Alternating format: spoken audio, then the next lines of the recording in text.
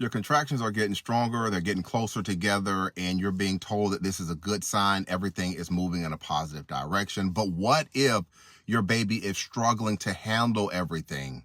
Because when Pitocin speeds up labor too much, your baby may not be getting enough oxygen between the contractions. And that's where things can begin to fall off track and they can begin to go wrong. And I want to be clear about one thing with all of this. I'm not here to discuss today whether Pitocin is good or bad. I think that's a decision that you need to make with your own medical team. What I want to talk about today is how closely the Pitocin is being monitored while it's being used, because that is a important issue, especially when a baby has an HIE brain injury.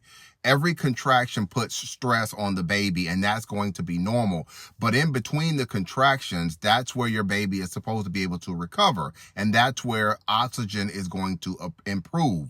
Pitocin can make the contractions stronger and they can put them closer together. And if they come too fast and if they're coming too close together, like I said, your baby just doesn't have enough time to be able to recover. And in the cases that I review, this is exactly what I look for on the monitor. Contractions coming too close together, and then looking to see whether there are signs that your baby is struggling to keep up or struggling to handle everything. That stress, it does not show up in how labor is going to feel. It's going to show up on the monitor. And that's why the fetal heart monitor is going to matter, especially when Pitocin is being used. The medical team is supposed to be watching two things really closely with this. So they're supposed to be looking at the contraction pattern, and they're supposed to be looking at your baby's heart rate. If the contractions become too frequent or the heart rate starts showing that there is sign of stress, Pitocin is supposed to be reduced or it's supposed to be stopped. And if those patterns do not improve, that's when decisions have to be made, including whether a C-section is going to be warranted.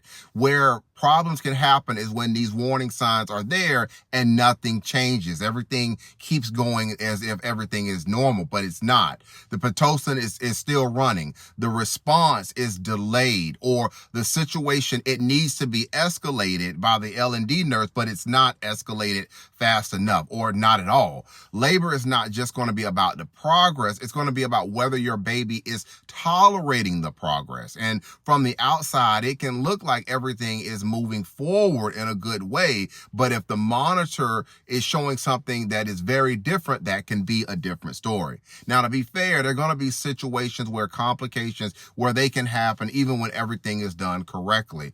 Nobody's fault.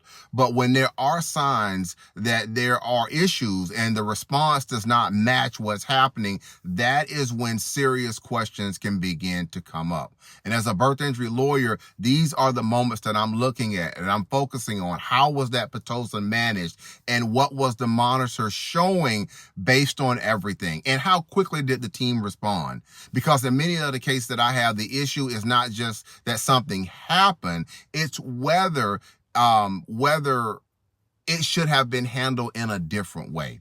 Again, I'm Marcus Boston. If you have any other questions about your baby's HIE brain injury at birth or a subsequent CP or cerebral palsy diagnosis from a medical legal standpoint, don't hesitate to reach out and contact me. You can find out more information about me in my profile. My information is there. If you're watching this video on certain apps, you can send me a DM and we could chat a little bit about your baby story, or you can just wait and watch the picture that follows the end of this video.